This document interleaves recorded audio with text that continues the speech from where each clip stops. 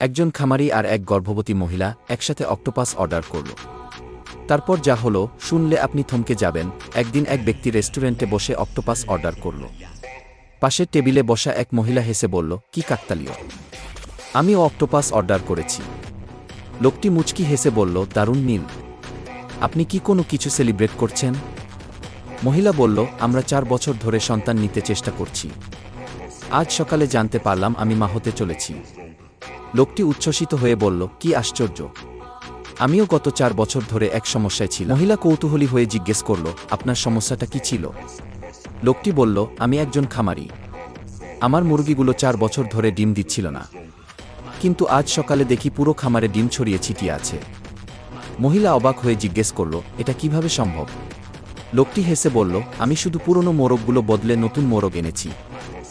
মহিলা একটু লজ্জা পেয়ে বলল, কি অদ্ভুত মিল।